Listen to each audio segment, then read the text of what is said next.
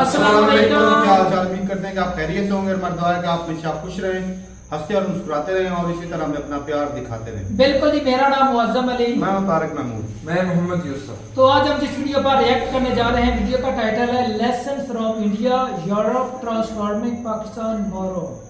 तो देखते हैं भाई, बड़ी इंटरेस्टिंग वीडियो भाई बनाते हैं। वीडियो का लिंक आपको डिस्क्रिप्शन में मिल जाएगा।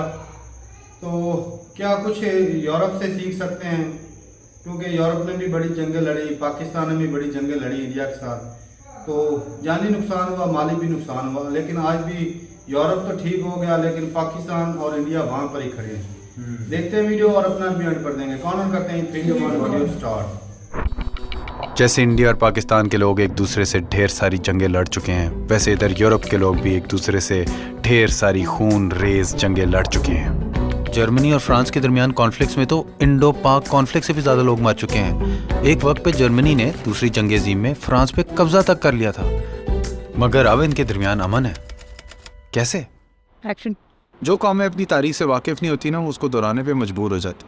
कितना बुनियादी सा सबक है ये कि अपनी तारीख को तस्लीम करना, ताकि इस तरह के भयानक वाक़यात को फिर से होने से रोका जा सके। शायद यही हिकमत है जो जर्मन्स ने समझ के ये हॉलोकॉस्ट मेमोरियल बनाया है कि वो तारीख में की हुई गलतियों को फिर से दोहराएं।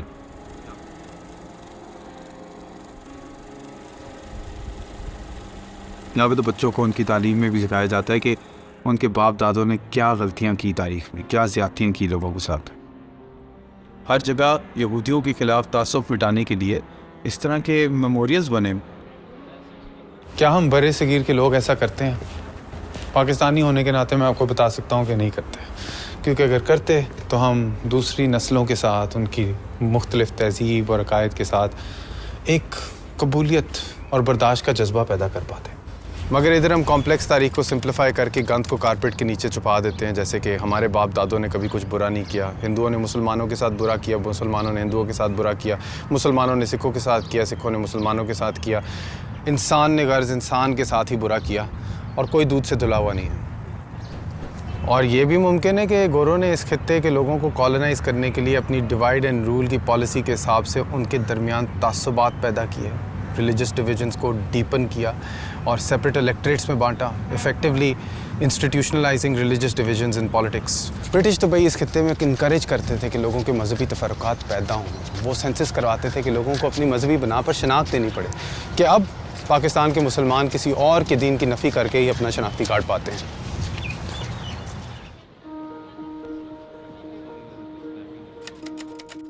यूरोप इस जगह से थोड़ा आगे पहुंच चुका है। मिसाल के तौर पे जर्मनी में अपने ऑफिशियल डॉक्यूमेंट्स पे आपको अपना मज़हब बयान करना लाजमी नहीं है, लेकिन अगर आप किसी मजहबी तंजीम का हिस्सा है तो आपको उनको टैक्स देना लाजमी है। इटली ने भी European convention on human rights पे साइन कर रखा है और आपको अपनी कागजात पे मजहबी शनाख्त बयान करने की कोई ज़रूरत नहीं। और यहाँ पे तो ज़ोरदार कैथलिक तहजीब है, ईमान में कोई घाटा नहीं हुआ। इसमें मेरे और आपके ईमान में घाटा नहीं होता, बस कोलैबोरेशन बढ़ती है, इश्तराक पैदा होता है। और इश्तराक तो परवेज़ उद्दौला साहब ने भी कहा था एक बड़ी पावरफुल चीज़ है। इंसान के बीच में इख्तलाफ तो होता है, तनाव जरूर होता है, मुकाबला होता है, मगर एक स्पीशीज के अंदर जितनी ज्यादा इंटेलिजेंस हो उतनी ही ज्यादा उनके बीच में कोऑपरेशन भी होती है। दुनिया दर हकीकत एक मंडी है और इस बैनुल-अक़वामी मंडी में आपके मुल्क की पैदावार क्या है डिसाइड करती है आपकी हैसियत। इधर यूरो इस्तेमाल करते हुए मुझे अपने पाकिस्तानी रुपए की ख़ास कदर महसूस हो नहीं रही। यूनिक्लो आए हैं तो इंडिया की बनी हुई शर्ट यहाँ पे बिक रही है, प्राइम मार्क गए हैं तो वहाँ पे पाकिस्तान की बनी हुई पैंट्स बिक रही हैं। दिल तो कह रहा है कि पाकिस्तानी शर्ट ले लो, लेकिन हकीकत यह है कि इंडियन वाली यूनिक्लो की शर्ट ज़रा थोड़ी बेहतर क्वालिटी की है। और मंडी में ग्राहक का कोई दीन ईमान नहीं होता, जो अच्छी शर्ट बनाता है वो पैसे ले जाता है। यूरोप को इतना इंटीग्रेटेड देख के मैं अपने अंदर की कौम परस्ती पे, वो जो जज्बाती सी कौम परस्ती नहीं होती, उस पर काबू कर पा रहा हूँ। और कुछ नोम चॉम्स्की साहब के ख्यालात याद आ रहे हैं। अगर आप पूरी दुनिया को मुड़ के देखें, जहाँ पे जंगें हर जगह हो रही हैं, ज़्यादातर उनका ताल्लुक कौमी रियासत के तस्वर से और उसके सिस्टम्स और उसके बॉर्डर्स और उसकी सरहदों पे। चॉम्स्की साहब कहते हैं कि ये बॉर्डर्स लोगों के फ़ायदे के लिए तो नहीं बनाए जाते, और परवेज़ हुडबॉय साहब ने भी कुछ ऐसा ही कहा था।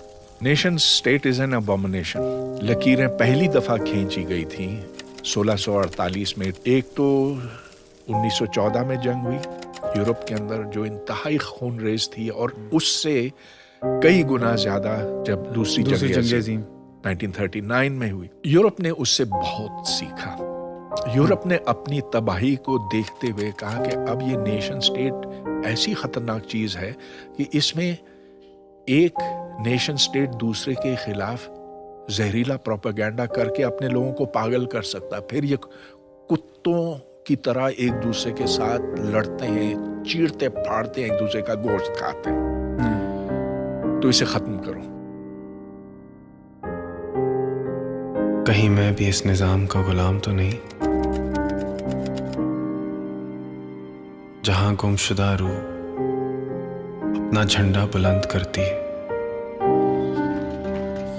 जहां गुमराह किसी मसनूई तौहीन पर सर कलम करते हैं,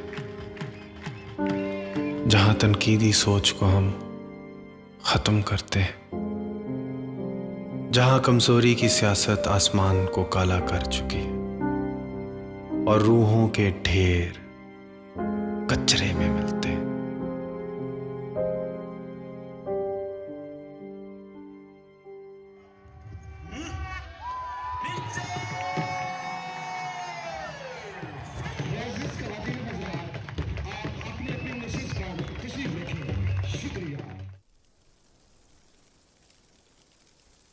लाखों बांग्लादेशियों को याह्या खान के ऑपरेशन सर्चलाइट में मारा गया, और बंगाली नेशनलिस्ट मूवमेंट जिसके अंदर सिविलियंस थे, स्टूडेंट्स थे और इंटेलेक्चुअल्स थे, उनके घर जाके उनको टॉर्चर किया गया, उनको अरेस्ट किया गया और उनको कत्ल तक किया गया। और वो भी वेस्ट पाकिस्तान ने ईस्ट पाकिस्तान के कई साल रिसोर्सेज खींचने के बाद, और उन पर एक उर्दू ज़ुबान जो कि उनकी ज़ुबान नहीं है उन पर मुसल्लत करने के बाद।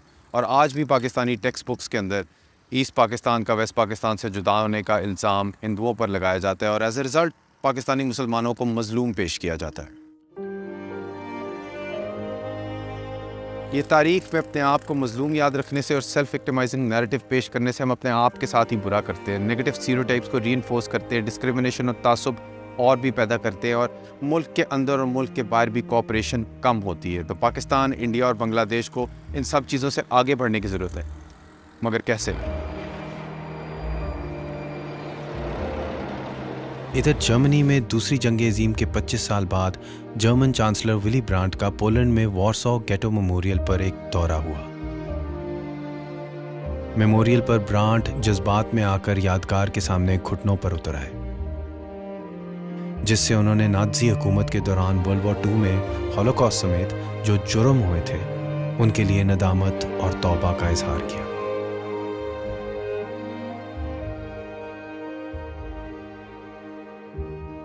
ये इशारा एक ताकतवर अलामत था।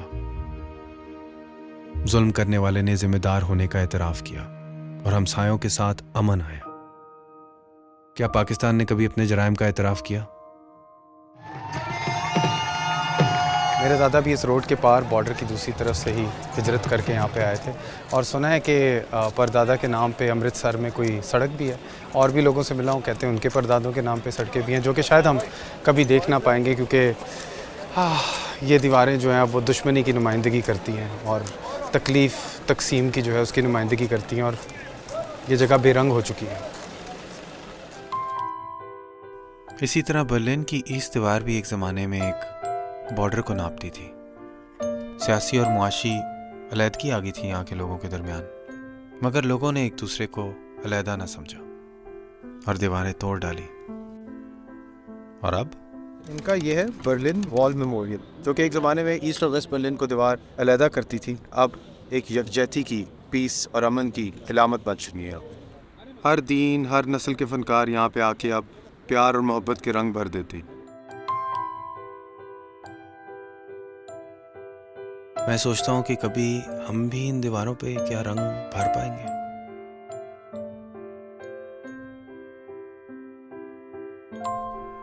कितना दूर मैं आ पहुंचा हूं अपने घर से, अगर इतना दूर होते हुए भी इन लोगों की पेंटिंग्स को देख के ऐसे लगता है कि मैं अपनी ही तारीख देख रहा हूं।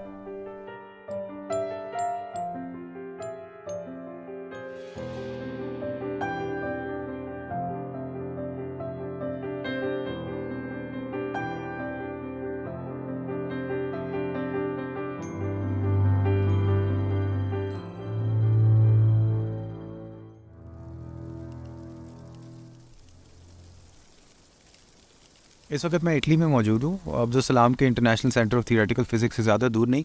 1972 में उनने यही आइडिया जुल्फ़िकार अली भुट्टो को पेश किया था, और उस वक्त जुल्फ़िकार अली भुट्टो साहब ना सिर्फ आमादा थे, मगर उसके अलावा उन्होंने ये भी वादा किया था कि वो फंडिंग रेस करेंगे उसके लिए। अब्दुल सलाम को भी पाकिस्तान छोड़ना पड़ा, और इससे एक नोबल लॉरिएट जिनका हम पाकिस्तानियों को फ़ख्र होना चाहिए कि वो पाकिस्तान से आए थे, उनके मुँह पर कालक मली जाती है साइंस यूनिवर्सिटीज़ के बाहर।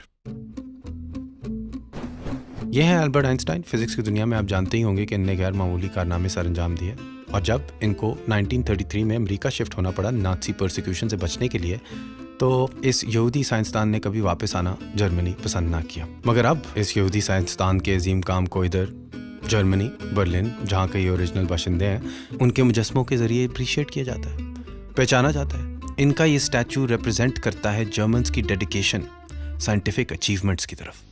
सदियों से एक बड़ा दिमाग नहीं पैदा किया, इस मुल्क में एक बड़ा आदमी पैदा हुआ है। मैं इंटेलेक्चुअली बात कर रहा हूं। ये मुल्क है, सबका है। जिन्ना साहब के स्टेटमेंट्स रिकॉर्ड पे हैं कि हिंदू अपनी जगह, फलां अपनी जगह, उसको आप जो भी लेबल लगाएं, डॉक्टर अब्दुल सलाम, उसको उन्होंने ठुड्डे मार के इस मुल्क से बाहर निकाल दिया। सही है, तो अब उनके नाम की यूनिवर्सिटी इटली में पाई जाती है, बाकी पढ़ने लिखने समझने वाले लोगों के पास। और ये यूनिवर्सिटी ऑफ बोलोनिया तकरीबन 1000 साल पुरानी है। इटली के शहर बोलोनिया में the oldest continuously operating university in the world. यहाँ पर दुनिया के हर कोने से बंदे आते हैं, तो जितने एक्स्ट्रा कल्चर्स आते हैं आपको उतना फ़ायदा होता है। तो ये छोटा सा शहर था जो कि यहाँ आबाद था तकरीबन 1200-1400 साल पहले, और उनके असातिज़ा असल में मुसलमान थे। वो हमारी तरफ आते थे अफ़गानिस्तान, और जहाँ मौलाना रूमी और हमारे साइंसदान, वहाँ से इन लोगों की एजुकेशन थी। देन ये यहाँ आए, इन्होंने एक कम्युनिटी बना के यूनिवर्सिटी डेवलप कर दी। कुछ चीज़ें हैं रेसिस यहाँ पर यूरोपियंस की, नॉट ओनली इटालियंस, हाँ उनकी हैं जो कि आपको तंग करती हैं। इधर भी कुछ ऐसे ग्रुप्स हैं जो लोगों में इश्तराक पैदा करने की जगह तासुब पैदा करते हैं। कासा पाउंड नाम का एक ग्रुप है जो कि वाइट सुप्रेमेसी फैलाता है, इमिग्रेंट्स के ख़िलाफ़ रेसिज्म पैदा करते हैं। तो ऐसा नहीं कि यहाँ पे ऐसे जज्बात नहीं है। 15वीं सेंचुरी की बात है जब एक Italian philosopher, mathematician, astronomer Giordano Bruno, जिनने काफ़ी खिदमात की है मेटाफिज़िक्स, कॉस्मोलॉजी और साइंस की फ़िलासफ़ी में, जो कि रोमन कैथलिक थे, लेकिन उनको निकाल दिया गया था अपने अनऑर्थोडॉक्स व्यूज़ के सबब, क्योंकि वो सपोर्ट करते थे हीलियोसेंट्रिक थ्योरी को, जिसमें बताया गया था कि ज़मीन जो है वो सूरज के गिर्द घूमती है, सूरज ज़मीन की गिर्द नहीं घूमता। ये कैथलिक बिलीफ्स के खिलाफ थी बात। 1591 की बात है कि जब जियोर्डानो ब्रूनो स्विट्ज़रलैंड गया सफ़र करके, तो वहाँ पे उसको कैल्विनिस्ट अथॉरिटीज़ ने अरेस्ट कर लिया अपने कंट्रोवर्शियल ख्यालात की वजह से, और फिर कैथलिक चर्च ने उसके ऊपर कुफ्र का मुकदमा किया और उसको ऑप्शन दी कि वो अपने ख्यालात तब्दील कर ले। लेकिन जब उसने नहीं तस्लीम किया उनके ख्यालात, तो उसको जला दिया गया। ब्रूनो अपने ख्यालात में कोपर्निकस की थ्योरी से भी आगे चला गया था। उन्हें यकीन था कि कायनात लामहदूद है और बेइंतहा है, और तारों और मुख्तलिफ सूरज और सियारों पर और जानदार मखलूक़ात भी मौजूद हैं। आज ब्रूनो को एक साइंस और मंतिकी सोच की आज़ादी का शहीद माना जाता है, क्योंकि उसके बाद आने वाले वक्तों में कोपर्निकस की थ्योरी में बहुत सी चीज़ें सच साबित हुई। ब्रूनो को बोलने से रोकने के लिए गए इक़दामात ने उन्हें मौजूदा दौर के रोम में आज़ाद ख्याल और तकरीर के लिए एक अलामत बना दिया, जहाँ हर साल उनकी याद में एक तकरीब की जाती है जहाँ पे उनको टांगा गया था। ब्रूनो तो जल गया, लेकिन उसके बाद और भी साइंसदान इस थ्योरी को उठाते रहे। ये इटालियन साइंसदान गैलीलियो गैलीली मॉडर्न फिजिक्स और एस्ट्रोनॉमी का बाप माना जाता है। गैलीलियो के मुकदमे में उसको मजबूर किया गया कि वो अपनी अकीदत को वापस ले ले, और उसे बाकी ज़िंदगी घर की हिरासत में रख दिया गया। उसे उसकी मौत के कई साल बाद तक लोग काफिर करार देते रहे, मगर उसने काम जारी रखा और तारीख ने उसके ख्यालात को सच साबित किया। पहला फल्कियात का इल्म जिसको टेलीस्कोप के डिज़ाइन को इम्प्रूव करके हासिल किया गया, और जोरा, जुपिटर और वीनस के सैयारों को मुशाहिदे के जरिए गर्दिश के मैप्स बनाकर साबित किया कि ये जहां वाकई हीलियोसेंट्रिक है। इसीलिए तनकीदी सोच, क्रिटिकल थिंकिंग, मंतकी आज़ादी, इंटेलेक्चुअल फ्रीडम बहुत अहम है इंसान के प्रोग्रेस के लिए। यहाँ पे तो 18वीं सदी में एक ऐसा वक्त भी आया है जब चर्च को रियासत से सेपरेट कर दिया गया, क्योंकि कैथोलिक चर्च के बारे में ये माना जाता था कि ये इटली की मॉडर्नाइजेशन और प्रोग्रेस के खिलाफ काम कर रहा है, और आहिस्ता आहिस्ता चर्च की पावर्स लिमिट कर दी गई। तो भाई मगरब में दीन और रियासत को अलहदा करने से उनने फ़र्द की आज़ादी पाई, जिसके अंदर मुख्तलिफ़ ग्रोहों के दरमियान ज़्यादा ताउन पैदा हुआ कि अब पाकिस्तान में भी ये सीखा जा सकता है कि मुख्तलिफ़ ग्रोहों के दरमियान, मज़हबों के दरमियान टकराव की कैफियत की जगह एक तरह के गुफ्तगू और डिस्कोर्स शुरू हुए।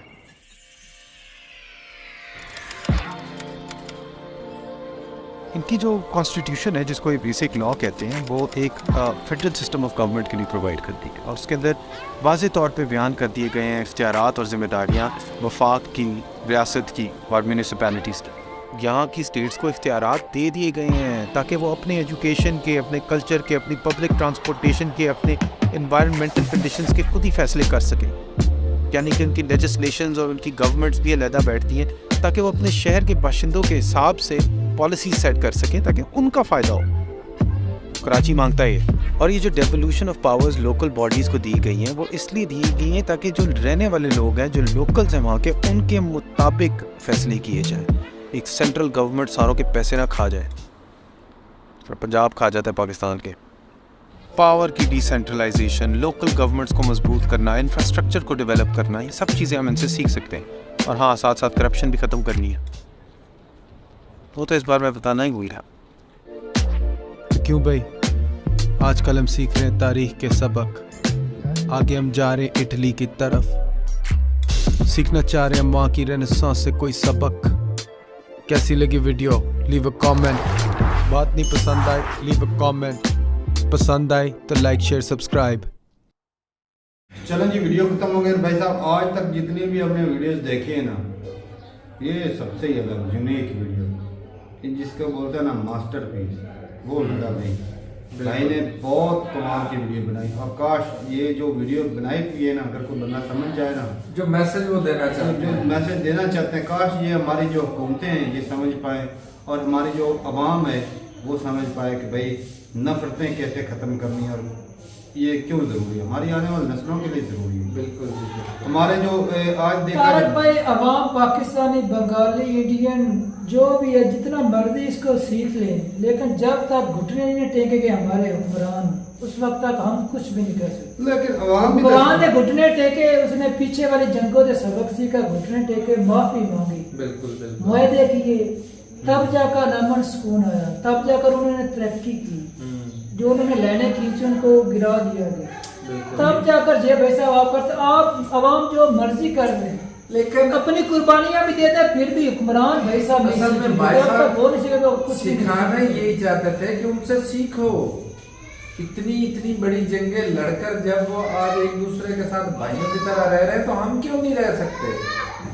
असल में सिखाना तो वो यही चाहते थे। पैसे का लालच, कुर्सी का लालच, एक दूसरे को नीचा दिखाने का लालच, एक दूसरे के मजहब को नीचा दिखाने का, अपने मजहब को सूर्य दिखाने का मजहब, पैसा आगे नहीं बढ़ने दे रहा। कल्चर हमारा मिलता है, जबान हमारी सेम टू सेम है भाई साहब।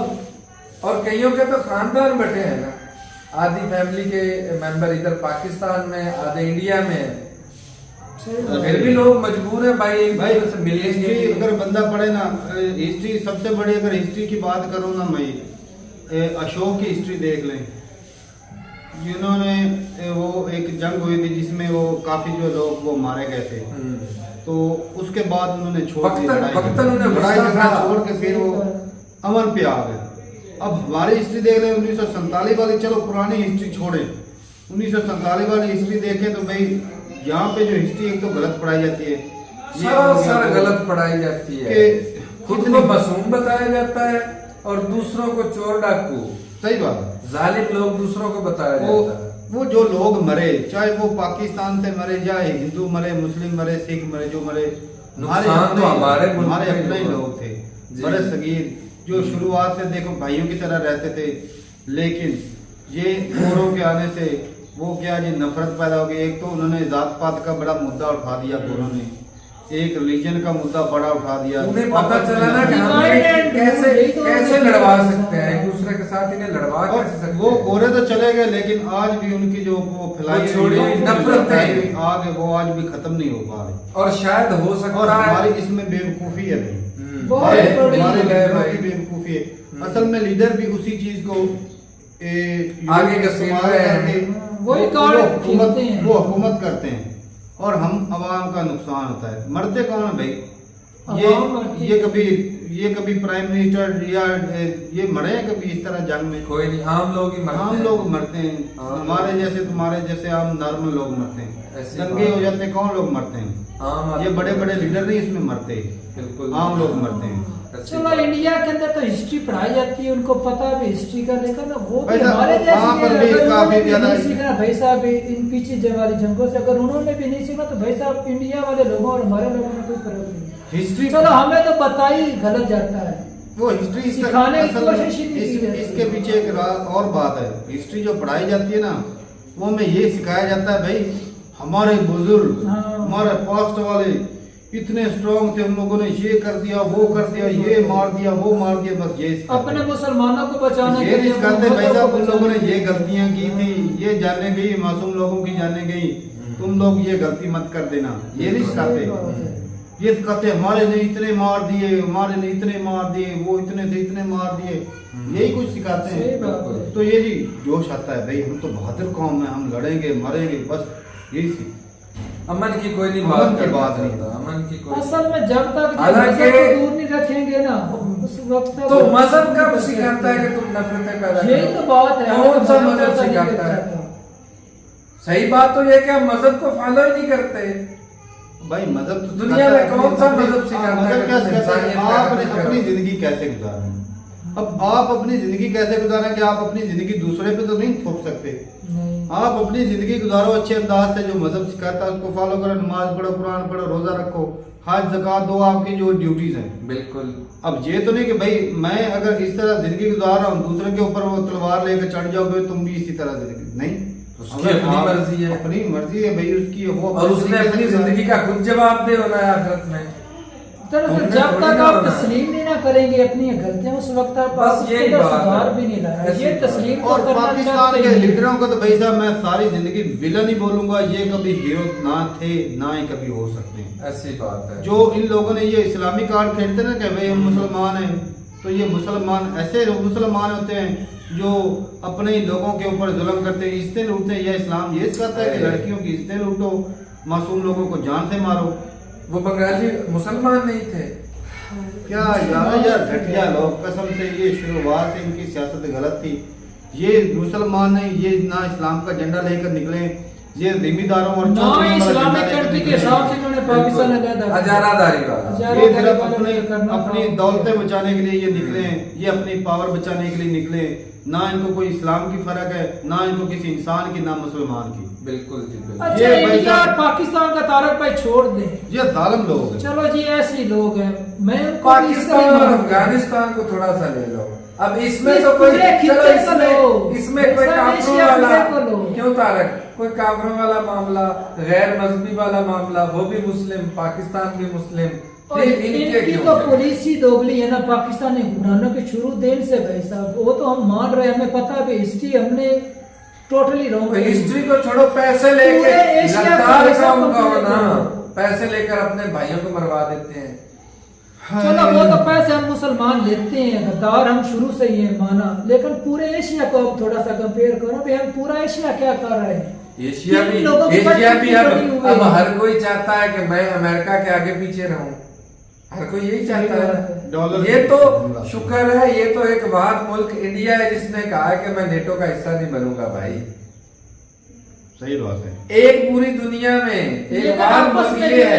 जंगे झड़पे जो इनके हैं के हिसाब का, उनको तो भाई साहब साइड पर करके देख लो, पूरा यूरोप आज क्या कुछ है, पहले क्या कुछ करता था, आज वो क्या कुछ है। इमेजिन करो मौजम के ना उस वक्त हॉस्पिटल थे, ना कोई अच्छी दवाइयाँ, ना डॉक्टर थे, कुछ भी नहीं था, जब कोई वो सहूलत ही नहीं लोगों को थी। मारते थे तलवारें, एक दूसरे को काट लग जाते, व्यवस्था खा जाते थे लोग भाई साहब। तड़प तड़प के मरते थे भाई साहब। मैं कहता हूँ अगर वो आज के दौर में हो, हाय बंदा देख के मर जाए।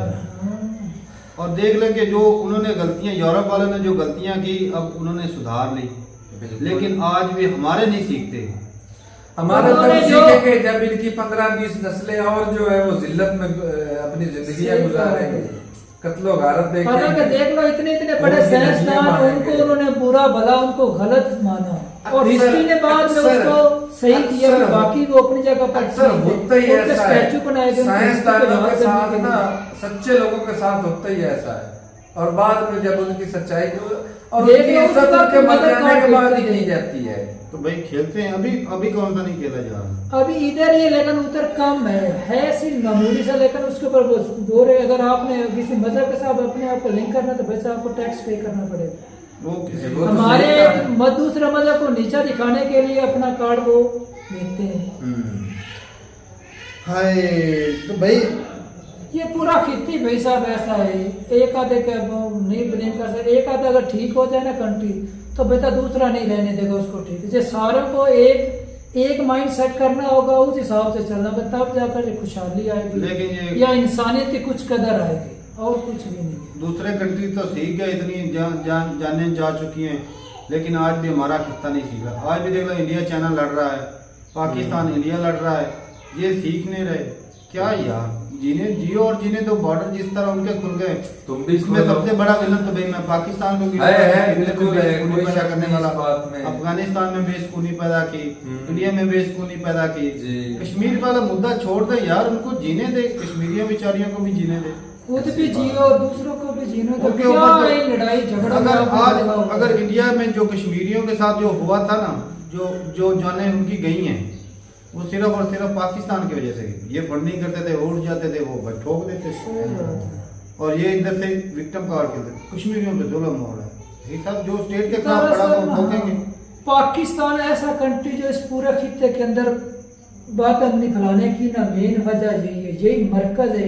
अमेरिका से पैसे लेकर पूरे खित्ते के अंदर बदगुमानी। डॉक्टर अब्दुल कलाम का सुना है ना? हाँ देख लो यार, वो मेरे ख्याल में मरजाई थे। तो पाकिस्तान में उनको निकाल दिया गया ठुडे मार के। अब जब हम ये पढ़ते हैं ना साइंसदानों के बारे में, तो नोबेल प्राइज जो है ना, वो कहते हैं पाकिस्तानी साइंसदान थे, उनको मिला। ये नहीं पता कि हमने उसे लातों से और घूसों से पीट कर मुल्क से निकाल दिया है। हाँ, तो आखिरी डॉक्टर अब्दुल करीम खान और उनके साथ तो बहुत ही अच्छा किया, जिसने पाकिस्तान को न्यूक्लियर दिया, उसके साथ क्या कुछ किया यार। ये बड़ी घटिया कौम है भाई साहब, तौबा या अल्लाह में। तो मेरे तो भाई कानों को हाथ है। मैं तो भाई साहब पहले भी बोलता हूँ, इस पाकिस्तानी जो है ना एरिया, इसको थोड़ा सा ना रब ऐसे कर देता कि नई मखलूक नए लोग करता तो है, हर साल तो करता, कुछ पाले में आ जाते हैं, लेकिन फिर बच जाते हैं। तो ठीक है भाई, अब इससे ज्यादा क्या बोले कि भाई बहुत घटिया ज़ेन के लोग इस खित्ते में पाकिस्तानी एरिया। लास्ट में तो भाई यही बोलूंगा कि काश हमारी हुकूमतें सुधर जाएं, पुरानी गलतियों को ना, कुर्सियों के लालच छोड़कर इंसानियत का फायदा, पुरानी गलतियां ये उसको सुधारें। असल में ना तारक भाई, ये जो वीडियो है ना, एशिया के अंदर जितने भी कंट्री, उनके जो पार्लियामेंट के अंदर एक मरतबा चलाने चाहिए। ऐसी बात, ताकि कुछ ना कुछ सीख जाए, बेहतरी कुछ होश ठिकाने आ जाए। वैसे भी हम कर क्या रहे हैं, हम जो भाग दौड़ कर रहे हैं न्यूक्लियर की, हथियारों की बजाय उस पर जाने के, हम यही पैसा अपने लोगों के ऊपर लगा दे। कम से कम अपने एरिया में तो सुकून हो जाए। हाँ, वो यूरोपियन दूसरों का सुकून तो नहीं चाहते हैं, अपने एरिया में तो उन्होंने बना रखा है ना। तो हमारा भी हक बनता है कि चलो कम से कम अपने एरिया में तो सुकून हो, अपने आस पड़ोस में। हम सुकून लेने के लिए यूरोप जा रहे हैं क्या यार? हम इधर नहीं ले सकते, अपने खित्ते के अंदर, अपने घर के अंदर सुकून नहीं ले सकते, दूसरों के घर में हम सुकून लेने जाते हैं। हमारे यहाँ जी ऐसा नहीं कि सिर्फ पाकिस्तानी जो है ना पढ़े लिखे लोग या जो ज्यादा अमीर लोग हैं वो जाते हैं दूसरे कंट्री में सिक्योरिटी रीजन की वजह से, या अच्छी डेवलपमेंट की वजह से, या एजुकेशन की वजह से। इंडिया से भी बड़े लोग सिक्योरिटी, एजुकेशन, सुकून के लिए, क्योंकि बहुत सारी चीजें जो मेन खामियां हैं वो यहाँ पर ये हैं। हमारे पास एजुकेशन की कमजोरी है, सिक्योरिटी की कमजोरी है, और इनको हम सुधारते नहीं, हम तो अलग ही लेवल पे इधर मार दो उधर मार दो, बस ये निज़ाम। तो ठीक है भाई, बहुत कुछ चीज़ें सीखने को मिली। काश हमारे हाथ में होता तो यकीन माने ये इंडिया पाकिस्तान की जंग खत्म कर देती, ये लड़ाई झगड़ा खत्म। क्या यार, जियो और जीने दो, इंसानियत की भलाई सोचो। मजहब को ये इस्लाम का झंडा लेकर चलते हैं, भाई साहब क्या है, इंसान है वो भी, जीने दो। अब ऐसा तो नहीं कि भाई हम मुसलमान हैं तो हम दूसरे धर्म के हम जिंदा रह सकते हैं, दूसरों को जिंदा रहने का हक नहीं, ये गलत चीज़ है और इसको सुधरना चाहिए। और आई विश कि भाई ये जितना जल्दी हो जाए सुधर में सुधार आ जाए और लोगों की भलाई हो, खित्ते की भलाई हो, इंसानियत की भलाई हो। जी तो ठीक है भाई, मिलते नहीं वीडियो के साथ, तब तक के लिए इजाजत दें। अल्लाह हाफिज।